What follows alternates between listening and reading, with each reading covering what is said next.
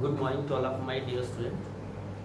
आपको याद होगा जो लास्ट टर्म पे मैंने डिस्कस किया था कि अगर कोई भी चार्ज पार्टिकल एक मैग्नेटिक फील्ड में एंटर करे तो उस पर एक मैग्नेटिक फोर्स या लॉरेंस फोर्स एक्ट करता है। वो फोर्स हमने आपको डिस्कस किया था, उसकी डिफरेंट कैरेक्टरिस्टिक के बारे में। अब उसी पे बेस्ड हम कुछ प्रॉब्लम्स डिस्कस करते हैं। जैसे आपके सामने एक प्रॉब्लम है, करेक्ट चार्ज पार्टिकल है, charge particle of specific charge. एक टर्म इस्तेमाल किया है स्पेसिफिक चार्ज। स्पेसिफिक चार्ज का मतलब होता है charge to mass ratio. Is it clear? That is दिया है 0.2 कूलम्ब पर KG, has velocity 2i - 3j metre पर second at some instant in uniform magnetic field. जो मैग्नेटिक फील्ड की स्ट्रेंथ है 5i + 2j tesla. Find the acceleration of the particle at this instant. Acceleration आप जानते हो, force क्या होता है, मास इनटू एक्सेलरेशन। तो एक्सेलरेशन क्या हुआ, फोर्स बाई मास। बात समझ में आ गई? मैंने आपसे कहा था कि फोर्स कितना एक्ट करेगा कि अगर कोई भी चार्ज पार्टिकल एंटर करेगा मैग्नेटिक फील्ड में, Lawrence force Q V cross B। बात समझ में आ गई? ये फोर्स था। तो यहां से इसको हम ma कर दें तो Q V cross B, m उधर ले जाए तो एक्सेलरेशन क्या हो जाएगा, Q/m। ये स्पेसिफिक चार्ज हो गया, that is V cross D। बात समझ में आ गई? हमें ये एक्सेलरेशन निकालना है। V हमारे पास दिया हुआ है, B हमारे पास दिया हुआ है, हमें उसका क्या निकालना है बेटा, क्रॉस प्रोडक्ट निकालना है। तो कैसे निकालेंगे, अब देखिए। V क्रॉस B समझ गए होंगे कैसे निकालेंगे। This is I, this is J, this is K। Proper method से निकालना हुआ आसान तरीका। V हमारा है 2i - 3j, तो 2 - 3 k है नहीं कोफिशिएंट k का। B की बात करते हैं, ij है, तो this is 5, this is 2, this is 0। तो V क्रॉस B क्या होगा, आपको आता है निकालना। I ले लीजिए, ये छोड़ दो, ये छोड़ दो, फर्स्ट रो फर्स्ट कॉलम छोड़ दिया, तो क्या बचा, -3 0 2 0। पहला प्लस दूसरा माइनस, -j करवा रखा मैंने वेक्टर के अंदर। क्या आएगा बेटा, बोलिए मेरे बच्चे। ये कॉलम छोड़ दो, ये रो छोड़ दो, 2 0 5 0।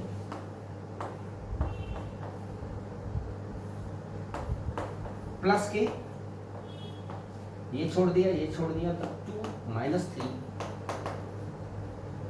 एंड 5 2। ये बात समझ में आ गई?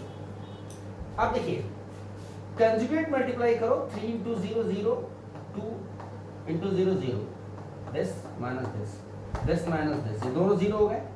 सिर्फ लास्ट का बचेगा, तो हमारे पास क्या आया, बोलिए क्या आया हमारे पास, 2 2 × 4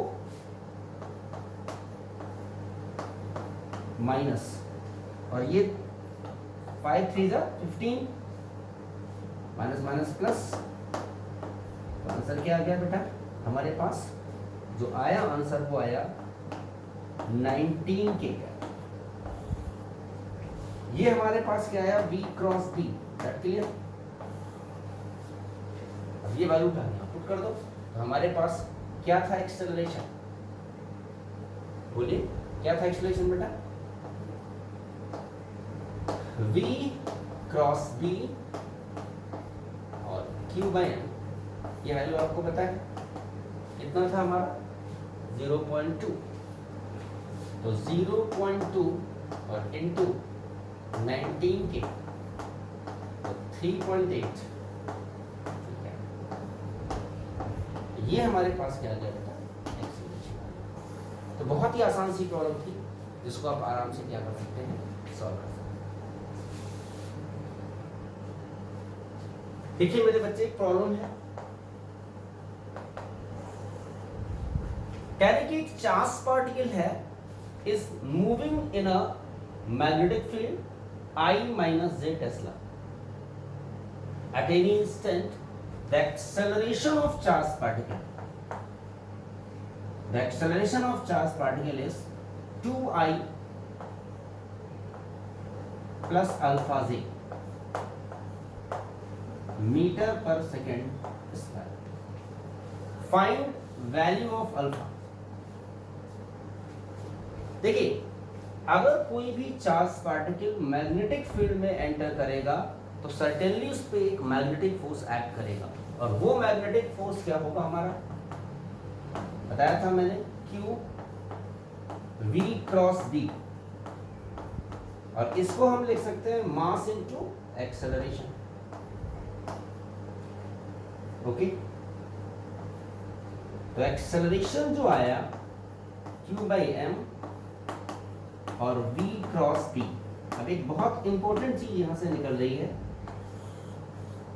जो मैंने आपको डिस्कस किया था कि एक्सेलरेशन परपेंडिकुलर V के भी होगा और एक्सेलरेशन परपेंडिकुलर होगा V के भी।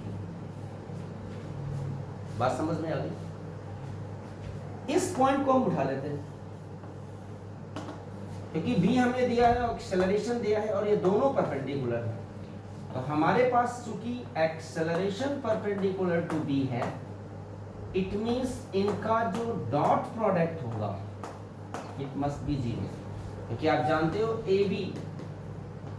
ए डॉट बी क्या होता है हमारा, ए बी कॉस थीटा, और अगर ए परपेंडिकुलर बी हो तो थीटा कितना होगा 90, और कॉस 90 क्या होता है बेटा 0, तो ए डॉट बी क्या होगा मेरे बच्चे 0 आएगा।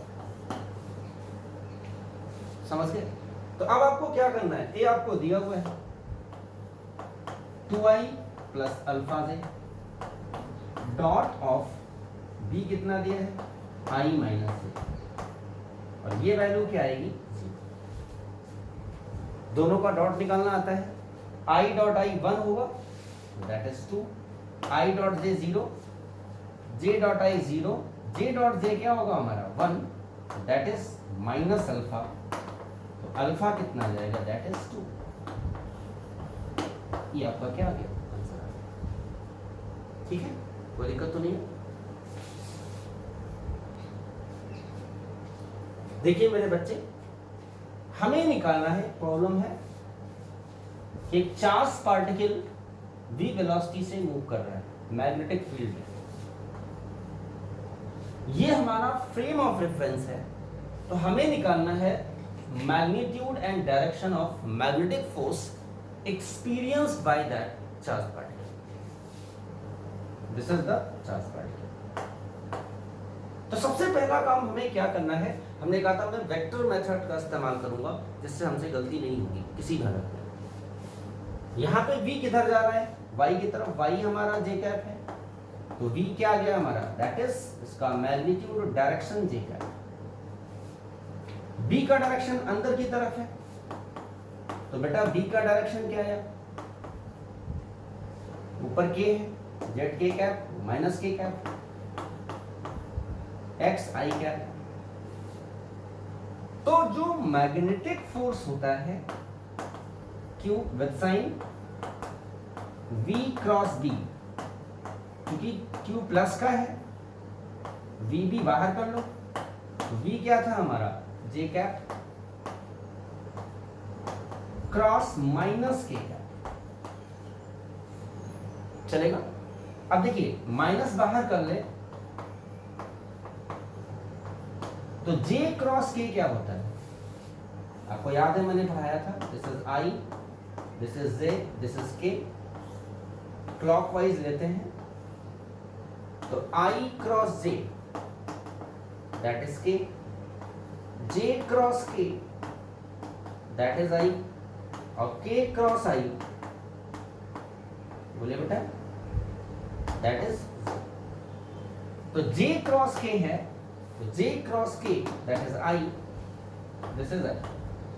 तो जो बेटा मैग्नेटिक फोर्स आया वो किधर आया, QVB माइनस आई। माइनस आई क्या होता है, अलोंग एक्स एक्सिस। ये क्या है बेटा हमारा, अलोंग एक्स एक्सिस, क्योंकि माइनस आई हमारा क्या शो करेगा, इधर एक्ट करेगा बेटा अलोंग माइनस एक्स एक्सिस। तो ऐसे कोई भी क्वेश्चंस हैं जिनको आप निकाल सकते हैं। अच्छा, इसका हम डायरेक्शन निकाल सकते हैं by Fleming left hand rule. इस तरीके से लेफ्ट हैंड तीनों fingers, four finger, middle finger, thumb mutually perpendicular है, बताया था मैंने।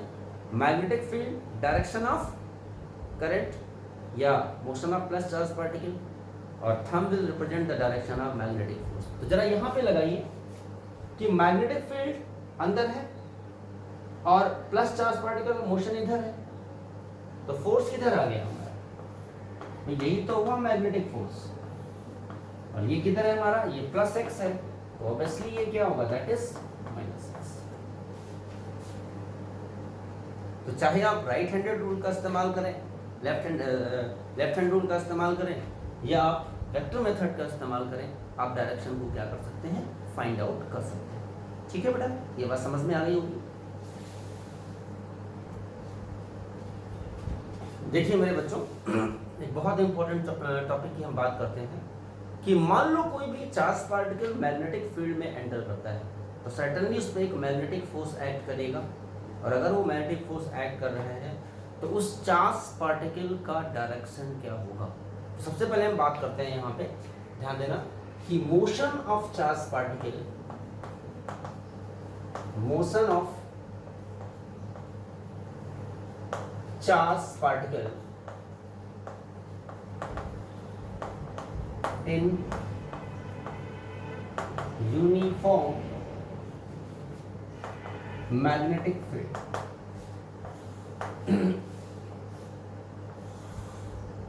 देखिए मेरे बच्चे, जैसे मैं एक फ्रेम लेता हूं, this is y, this is x, एक चार्ज पार्टिकल है, इसका मास है, और v वेलोसिटी से मैग्नेटिक फील्ड से थीटा के एंगल पे हमने प्रोजेक्ट कर दिया। अब हम इसके मोशन के बारे में स्टडी करेंगे। जो मैग्नेटिक फील्ड है हमारी, वो कैसी है मेरे बच्चे, दैट इज यूनिफॉर्म। अब देखिए, जो मैग्नेटिक फोर्स होता है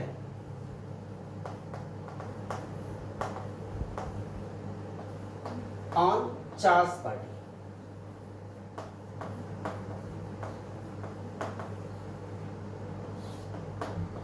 कराया था मैंने, क्या होगा, Q V क्रॉस B। ठीक है, तो मैग्नेटिक फोर्स हमारा इस फैक्टर पे डिपेंड करेगा, वेलोसिटी और B के क्रॉस प्रोडक्ट। तो अब हम इसमें एक चीज लेके चलते हैं यहाँ पे। पहले हम केस फर्स्ट लेते हैं, हमने पहला केस लिया, फर्स्ट केस कंसीडर किया। अगर मैं कहता हूं कि V पैरेलल है B के, या V एंटी पैरेलल है B के, तो इस केस में तो थीटा 0 होगा, और यहां पे थीटा हमारा होगा 180 डिग्री। तो जो मैग्नेटिक फोर्स है QVB साइन थीटा होता है, क्योंकि V क्रॉस B, आप जानते हैं क्रॉस B क्या होता है, AB साइन थीटा। तो चाहे थीटा हमारा 0 हो या थीटा 180 हो, साइन की वैल्यू हमेशा क्या आएगी, 0। साइन 0 भी 0 होता है, और साइन 180 भी क्या होता है बेटा, 0। मींस कोई भी मैग्नेटिक फोर्स एक्ट नहीं करेगा। बात समझ में आ गई। और जब मैग्नेटिक फोर्स मेरे बच्चे एक्ट नहीं करेगा, तो इन दोनों केसेस में जो पाथ होगा वो कैसा होगा, will be straight line. Path कैसा होगा बेटा? स्ट्रेट लाइन होगा, क्योंकि मैग्नेटिक फोर्स एक्ट कर नहीं रहा है। और आप जानते हो मैग्नेटिक फील्ड कभी भी चार्ज पार्टिकल को एक्सेलरेट नहीं करता है, तो स्ट्रेट लाइन होगा और moving with constant speed. Path straight line and moving with constant speed. यहां तक कोई दिक्कत तो नहीं है? ठीक है, तो ये तो फर्स्ट केस था हमारा जिसके बारे में मैंने डिस्कस किया। अब देखिए, अगर हम कहते हैं केस सेकंड की बात करें,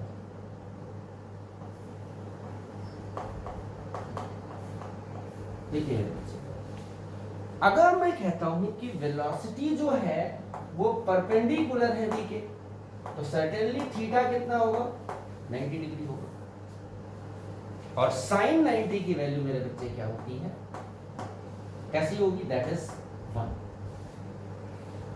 तो जो मैग्नेटिक फोर्स होगा वो होगा मैक्सिमम, और कितना होगा? QVD। बात समझ आ गई? कोई दिक्कत तो नहीं यहां तक?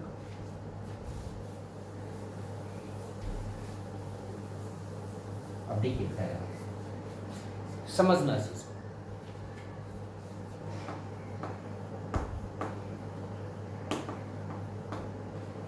मान लो ये मैग्नेटिक फील्ड हमारी है perpendicular to the plane inward, uniform field है बेटा।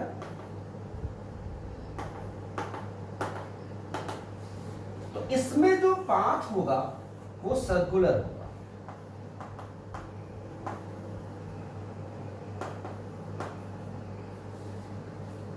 क्यों होगा सर्कुलर? देखिए बेटा, सर्कुलर पाथ इसलिए होगा कि मान लो चार्ज पार्टिकल यहां है, ये वेलोसिटी है, तो इस पे मैग्नेटिक फोर्स किधर एक्ट करेगा? देखिए फील्ड अंदर है, ये motion of plus charge particle, force ऊपर, मींस फोर्स सेंटर की तरफ लगेगा। जब पार्टिकल यहां आएगा तो फोर्स किधर लगेगा? देखो फील्ड, मोशन, मींस फोर्स हमेशा सेंटर की तरफ लग रहा है, मैग्नेटिक फोर्स। तो ये जो हमारा फोर्स है वो क्या करेगा बेटा? Will provide. देखिए मेरे बच्चे, इस केस में जो हमारा मैग्नेटिक फोर्स होगा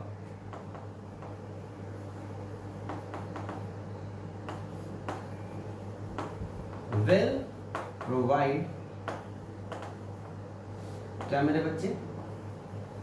required centripetal force.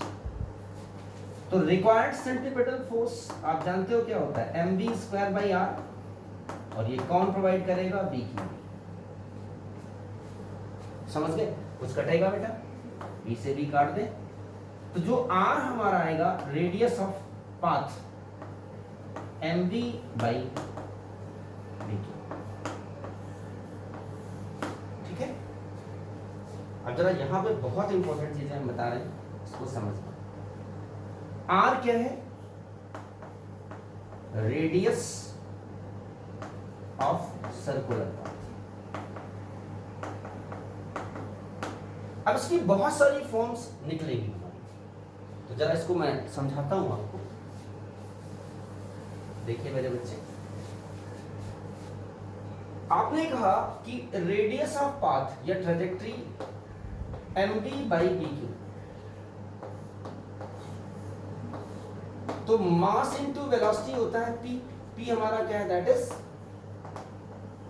Linear momentum. ये डिफरेंट फॉर्म न्यूमेरिकल्स के लिए बहुत इंपॉर्टेंट होंगी बेटा। तो अब r को क्या ले सकते हो? p/BQ। समझ में आ रहा है?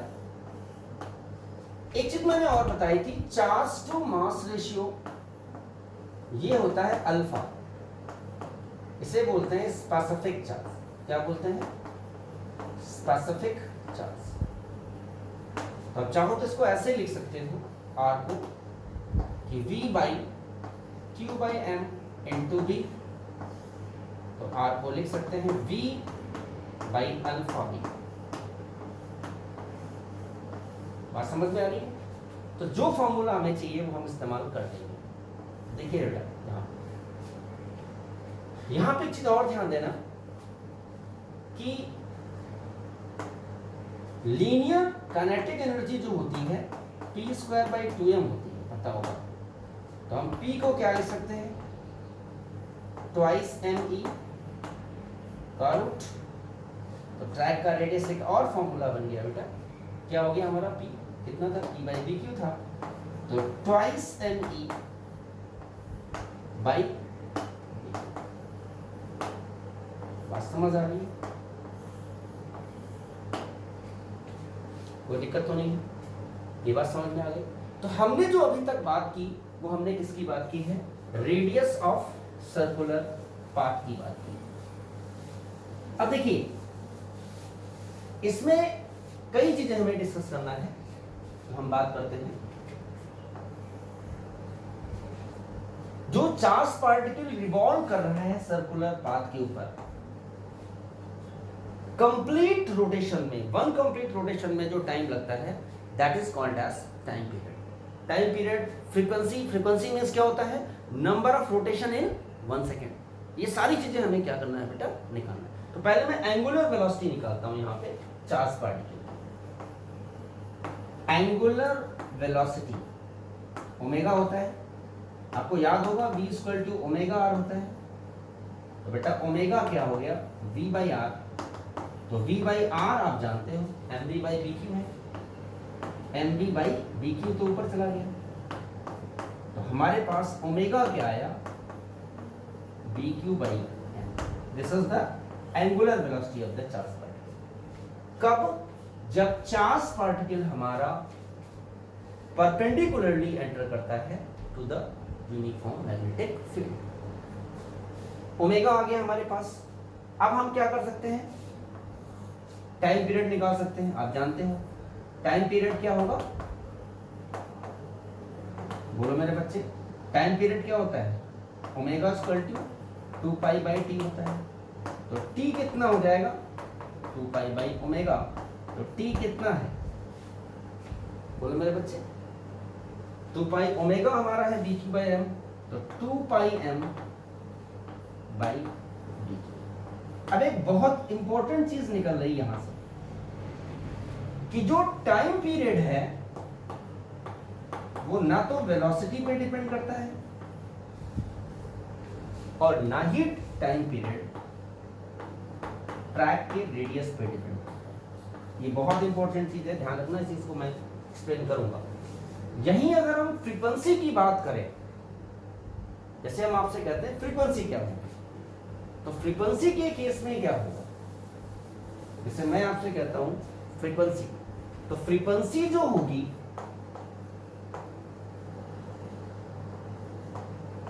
वो टाइम पीरियड की रेसिप्रोकल होती है। तो फ्रीक्वेंसी क्या होगी बेटा, बी क्यू बाई 2 पाई। अब जरा ध्यान देना, मान लो हम इसको नोट करके आप डाल सकते हैं,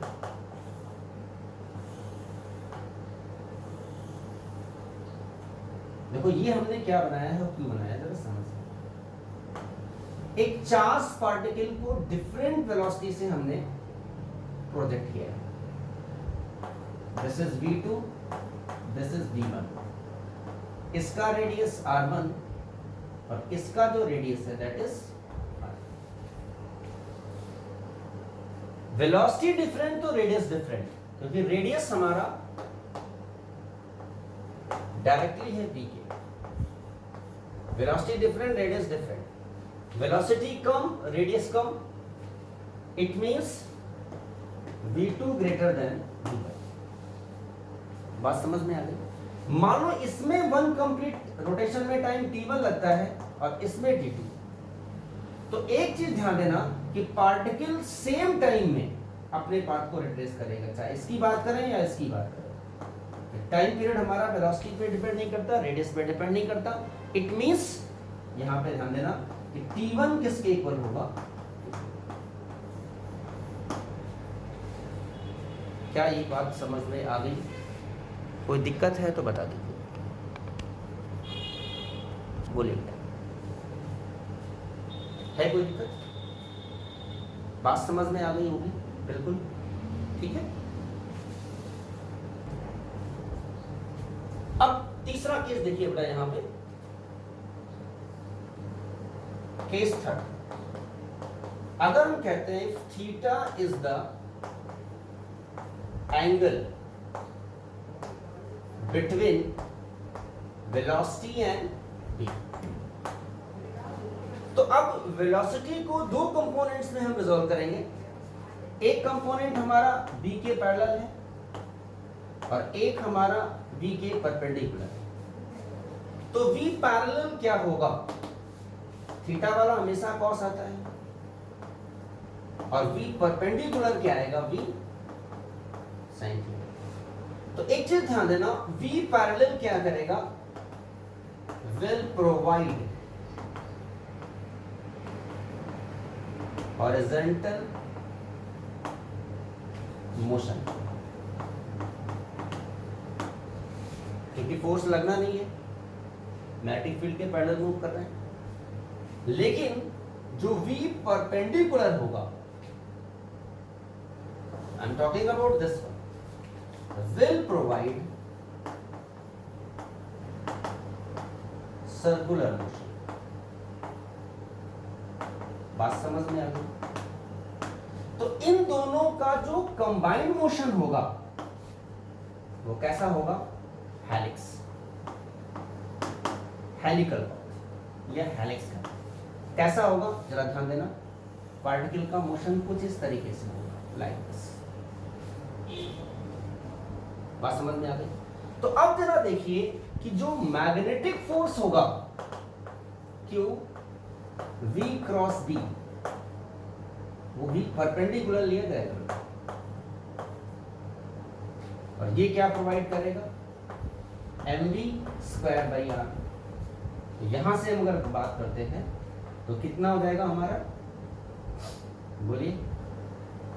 q vb और mv स्क्वायर बाई आर। तो r हमारा जो इस केस में आएगा mv बाई dq, और इसकी वैल्यू रख दें तो कितना हो जाएगा? mv sine theta upon.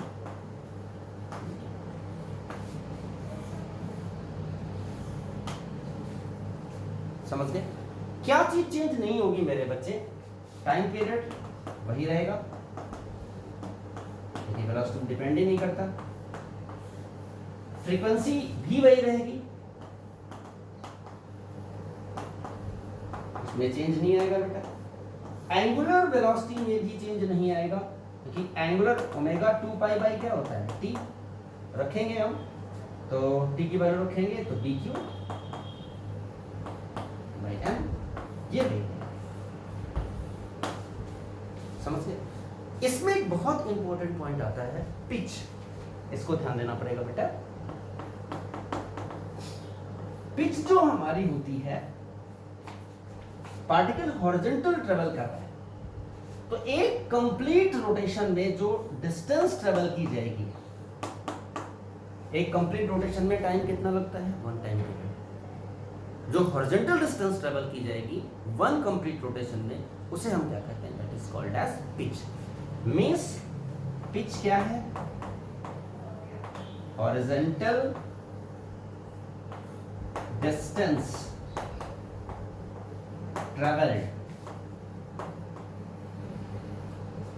in 1 complete rotation। तो क्या आएगा मेरे बच्चे? Pitch distance velocity into time. अब वेलोसिटी पैरेलल लेंगे, अब पैरेलल हमारा क्या है? v cos थीटा, और t आप जानते हैं 2 पाई m बाई क्या है हमारा? dq। तो जो पिच आई हमारी वो कितनी आई पिच मेरे बच्चे? अब चाहो तो यहाँ लिख सकते हो, यही लिख लो। क्या आई हमारी? 2 pi m v by b q और इनटू कॉस।